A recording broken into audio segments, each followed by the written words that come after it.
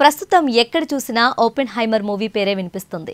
Release అయినప్పటి నుంచి వార్తల్లో నిలిచిన ఈ సినిమా సినీ రంగంలోనే అత్యంత ప్రతిష్టాత్మకమైన ఆస్కార్ అవార్డుల్లో సత్తా చాటింది. ఏకంగా 7 కేటగిరీల్లో ఆస్కార్ను సొంతం చేసుకుంది ఓపెన్ హైమర్. అటామిక్ బాంబ్ తయారీలో కీలక పాత్ర పోషించిన అమెరికన్ సైంటిస్ట్ రాబర్ట్ జే ఓపెన్ హైమర్ బయోగ్రఫీ ఆధారంగా ఈ మూవీని తెరకెక్కించారు డైరెక్టర్ క్రిస్టోఫర్. ఈ సినిమాకు ఆస్కార్ అవార్డులు పంట పండడంతో అసలు ఈ మూవీకి ఇన్ని అవార్డులు ఎందుకు వచ్చాయి అన్న చర్చ జరుగుతుంది. అంతేకాదు, ఓపెన్ హైమర్ ఎవరు, ఆయన అణుబాంబును ఎందుకు తయారు చేయాల్సి వచ్చింది, మళ్ళీ ఆయనే దాన్ని ఎందుకు వ్యతిరేకించారు, హైమర్ జీవితంలో ఏం జరిగింది అనేది ఇప్పుడు హాట్ టాపిక్ గా మారింది. మరి ఈ వీడియోలో ఓపెన్ హైమర్ గురించి ఆసక్తికర విషయాలను తెలుసుకుందాం.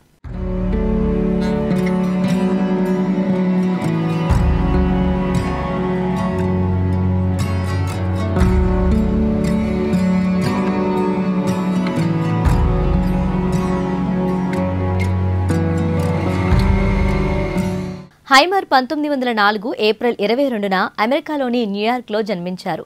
అమ్మా నాన్నలది జర్మనీ. చిన్నప్పటి నుంచే యాక్టివ్, ఇంటెలిజెంట్ అయిన హైమర్ 5 ఏళ్ల వయసులో తాతగారిచ్చిన కొన్ని ప్రత్యేకమైన రాళ్లను పరిశీలిస్తూ జియాలజీపై ఇష్టాన్ని పెంచుకున్నారు. మైక్రోస్కోప్ అంటే హైమర్కు ఎంతో ఇష్టం. తన వయసు పిల్లలంతా ఆడుకుంటే హైమర్ మాత్రం నీటి బిందువుల్ని పరిశీలిస్తూ సూక్ష్మజీవుల గురించి తెలుసుకునేందుకు ప్రయత్నించేవారు. గ్రీకు, ఫ్రెంచ్, స్పానిష్, ఇటాలియన్ ఇలా అనేక భాషలను నేర్చుకున్నాడు. చిన్నప్పుడే గ్రీకు వేదాంత గ్రంథాలు చదివారు. కవిత్వాలు కూడా రాసేవారు.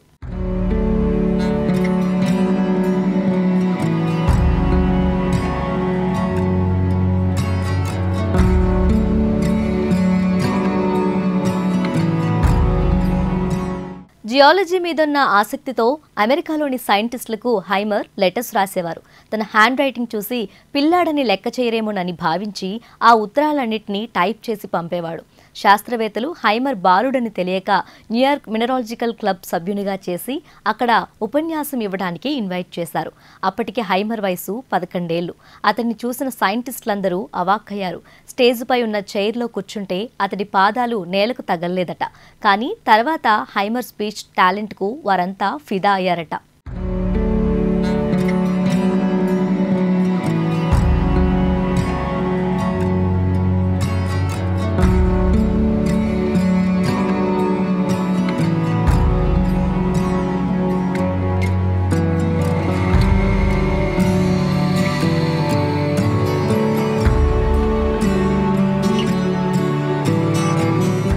హార్వర్డ్లో కెమిస్ట్రీ చదివిన హైమర్ ఆ తర్వాత కొన్నాళ్లకు తిరిగి జియాలజీపై ఫోకస్ పెంచాడు.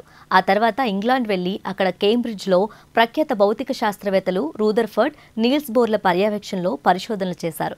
కొన్నాళ్లకు అమెరికాకు తిరిగొచ్చి కాలిఫోర్నియా యూనివర్సిటీ ఆఫ్ టెక్నాలజీలో ప్రొఫెసర్గా చేరాడు. అప్పుడే యూరప్లో రెండో ప్రపంచ యుద్ధం మొదలైంది. జర్మన్ నియంత హిట్లర్ అటామిక్ బాంబ్ తయారు చేస్తాడేమోనని అమెరికాకు డౌట్ వచ్చింది. దీంతో హిట్లర్ కంటే ముందు అణుబాంబును తయారు చేయాలనుకుంది. అప్పటికే హైమర్ న్యూక్లియర్ సైన్స్ లో రీసెర్చ్ స్టార్ట్ చేశారు. దీంతో అమెరికా ప్రభుత్వం హైమర్ ను అణుబాంబును తయారు చేసే మన్హటన్ ప్రాజెక్ట్ కు డైరెక్టర్ గా నియమించింది. హైమర్ వివిధ యూనివర్సిటీల సైంటిస్టులతో కలిపి 4500 మంది నిపుణులతో అణుబాంబును తయారు చేశారు. న్యూ మెక్సికోలోని ఓ ఎడారిలో మొదటి అటామిక్ బాంబును టెస్ట్ చేశారు. అప్పుడు ఒకేసారి 1000 సూర్యుల కాంతిని ఆకాశంలో చూసి అక్కడున్న వారంతా ఆశ్చర్యపోయారట.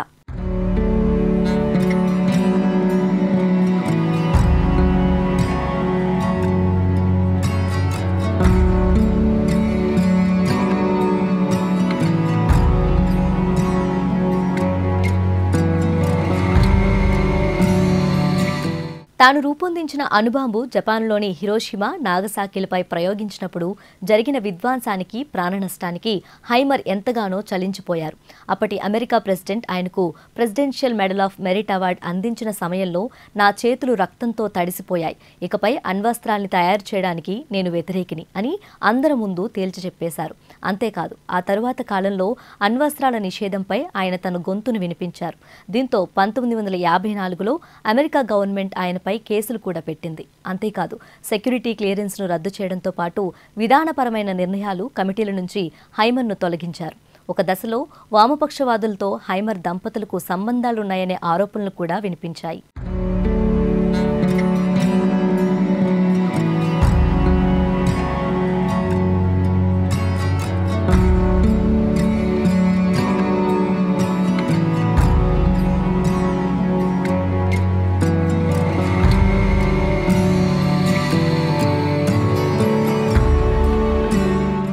ప్రముఖ సైంటిస్ట్ హోమీ బాబా జీవితంపై రచయిత బక్తియార్ దాదాబాయ్ రాసిన బుక్ను ఈ మధ్యనే ఆవిష్కరించారు.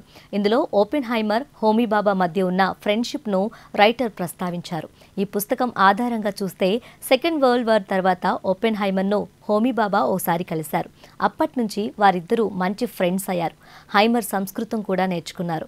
1954లో హైమర్ అమెరికాలో భద్రతాపరమైన క్లియరెన్స్ కోల్పోయిన సమయంలో బాబా సూచనతో అప్పటి భారత ప్రధాని జవహర్లాల్ నెహ్రూ ఆయన్ని భారత్కు ఆహ్వానించారు. భారత పౌరసత్వం కూడా ఇస్తామని నెహ్రూ ఆఫర్ కూడా ఇచ్చారు. అయితే ఈ ఆఫర్ను హైమర్ యాక్సెప్ట్ చేయలేదు. అమెరికాలో తనపై వచ్చిన అభియోగాలన్నీ అవాస్తవమని రుజువయ్యే వరకు దేశాన్ని విడిచేది లేదని ఆయన డిసైడ్ అయ్యారు. అంతేకాదు, అలా దేశం విడిచి వెళ్లిపోతే తనపై ఉన్న అనుమానాలకు మరింత బలం చేకూర్చినట్లవుతుందని ఆయన భావించారు. అందుకనే నెహ్రూ ఆఫర్ను రిజెక్ట్ చేశారు.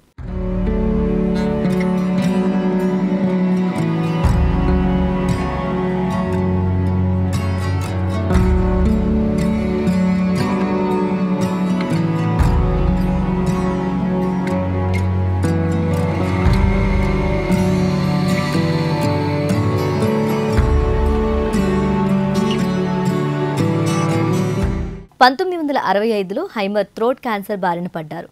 కీమోథెరపీ చేయించినా తగ్గలేదు. 1967లో కోమాలోకి వెళ్లిన హైమర్ కొద్ది రోజులకే మరణించారు. అయితే కొన్ని దశాబ్దాల తర్వాత హైమర్ సెక్యూరిటీ క్లియరెన్స్ రద్దును గతేడాది అమెరికా ప్రభుత్వం తొలగించింది.